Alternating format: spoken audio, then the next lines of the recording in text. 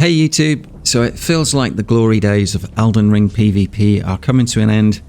Activity's down, lots of people kind of down on PVP as well at the moment. It's not giving them what they're looking for.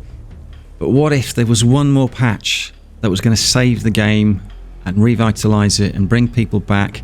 What would that patch have? Now I've got to say up front, I do really like Elden Ring PVP. I found that if you want to enjoy it, you've really got to lean into what the game is and not worry so much about what it isn't. So for a huge Metal Gear Solid fan like me, stealth invasions, love it. Trying to sneak around, take out human opponents that don't follow set patterns, it's just been a blast. I love making caster builds as well, and if you love magic, Elden Ring's great. And if you don't, you're probably going to be complaining about mages a lot. But yeah, what if there was one more patch? What would that patch have? I've kicked some ideas around, and some good, some bad, some a bit left field. But if I could have anything I wanted in that final patch, this is what it would be. So number one, I want to change how buffs work. It's far too easy to one or two shot players when you're doing PvP. And really in PvE, it's too easy to cheese bosses as well, which I'm sure is something that FromSoft don't want. If you take a weapon like Sword of Night, which has got a multi-hit chargeable Ash of War, you can use all 4 talisman slots to boost the damage. Shard of Alexander, Rotten Winged Sword Insignia, Millicent's Prosthesis, Godfrey Icon. Then in your Wondrous Physic, you can use the Thorny Crack tier for even more multi-hit damage bonus. You can put in the Dex tier as well. And then on top of that, you can have Golden Vow and Flame Grant Me Strength, or you can use Exalted Flesh and the Uplifting Aromatic. So that's 8 buffs boosting 1 Ash of War, which is just, well, it's ridiculous. Then if you're running a magic build, you can have the Graven Mass Talisman, Graven School, Magic Scorpion Charm, Godfrey Icon if the spell's chargeable. Again, in your Wondrous Physic, you can have the Magic tier, the Intelligence tier. You can cast Golden Vow. So all these buffs running at once is just leading to some crazy damage. So what I would do is I would give you 3 talisman slots instead of 4. And each slot is for a different purpose. So you get 1 for attack. So you would have to choose between, say, Shard of Alexander and the Rotten Winged Sword Insignia. You'd get 1 for defense. So that could be Dragon Crest Talisman. Could be boosting, fire damage absorption. It could be the Bullgoat Talisman. And then you get a 3rd talisman slot to boost your character. And that would be something like extra cast speed, stamina regen, HP regen.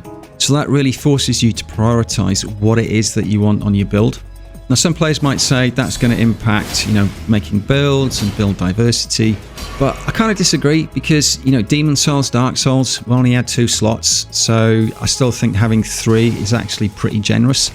It's just going to stop people from doing crazy damage. Then in your Wondrous Physic, you get 1 tier instead of 2. And additional buffs, they all overwrite each other, so that would be 1 more. You'd have to choose between Golden Vow or Flame Grant Me Strength. You don't get both. So for our Sword of Night example, that takes us from 8 buffs down to 3. 1 talisman, 1 tier in the Wondrous Physic, 1 further buff. It's also going to limit the damage that a lot of caster builds can do as well, be it, Int or Faith. Some of the things that they can stack to boost damage are just crazy. So for me, that seems more sensible and would hopefully lead to a more balanced experience.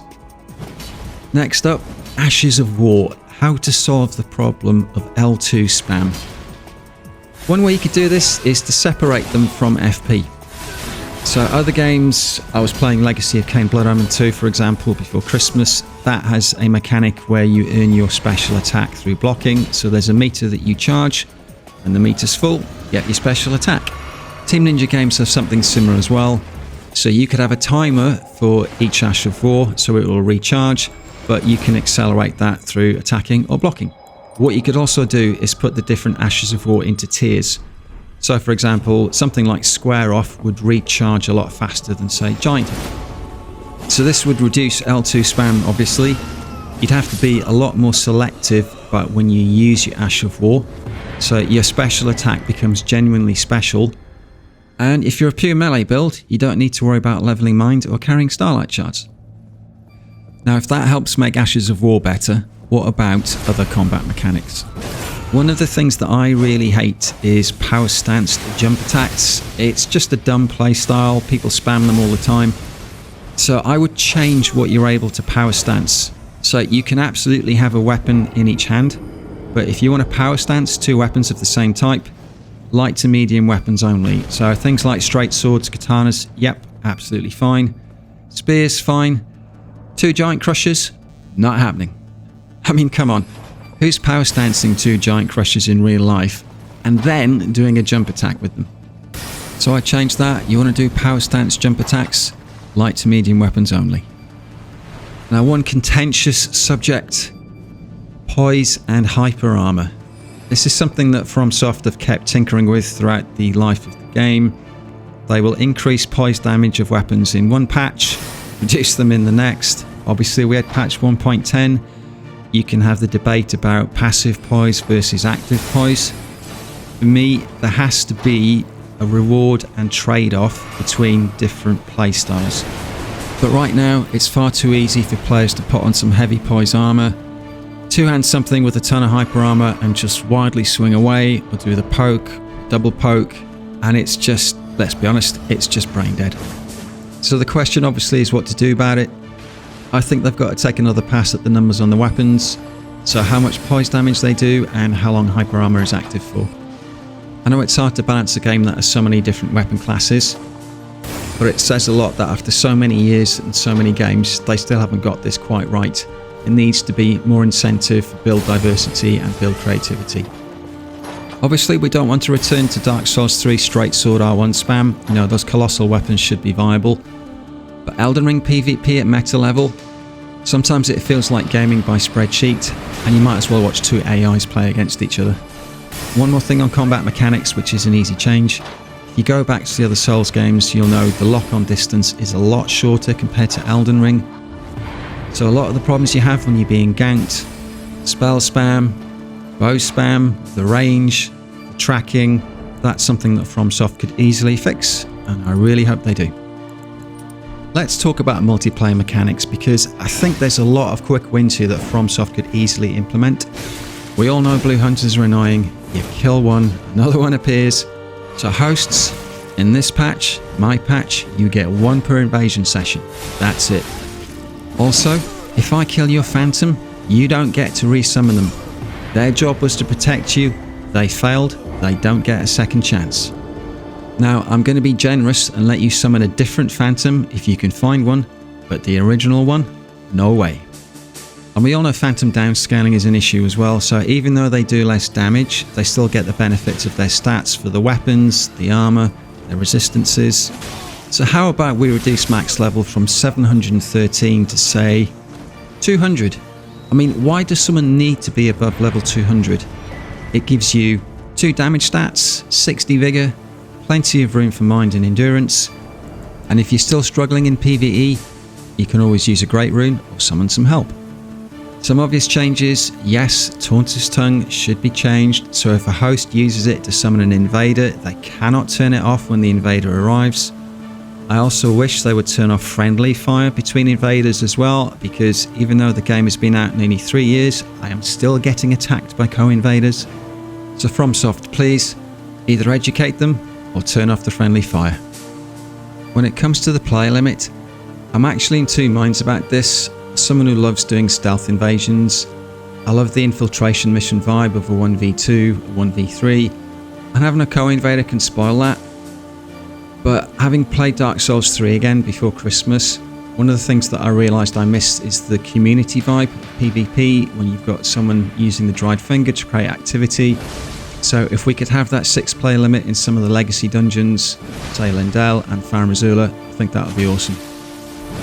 I'd also bring back solo invasions, but a little bit of a twist. So I found Demon's Souls Remake, you were always invading some poor Kevin who just beaten the last level boss.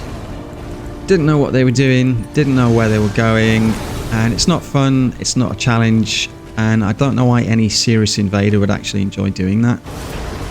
But there is a way to invade solo hosts who do know what they're doing and are PvP ready, and that's to bring back the indictment system from Dark Souls 1. But I'd make a change. So in Dark Souls 1, the host would have to indict you after you'd beaten them. What I would do in Elden Ring is the game would automatically indict you after you'd won an invasion, and that would put you in the invasion pool. So if someone's using the bloody finger, accusant finger, they could invade you on your own playthrough of the game. So that should increase activity by quite a lot and give invaders a decent challenge when it's a solo host. And to finish off the topic of invasions, a merchant where we can spend rune arcs and buy things like max upgrade items and starlight shards. Last but not least, the arena. I have a love-hate relationship with the arena. It's very hit and miss. Sometimes it's hard to find good deals. And I duel at 125, 150, I've got an int faith at 185, 200. I know a lot of players don't like fighting mages, and when I'm going sword and board, you know, I don't want to fight the light rolling mage. So I'd introduce night mode, that's night with a K, and that would have a strict set of rules around what you could use. So you'd have your weapon, you'd have your armor, you'd have a shield, but no buffs, no spells, no throwables, maybe even no ashes. I know that might affect queues, but really I think that's the experience a lot of players are looking for. So, those are my ideas. Like I said, some good, some maybe bad, a bit left field. But let me know what you think, and thanks for watching.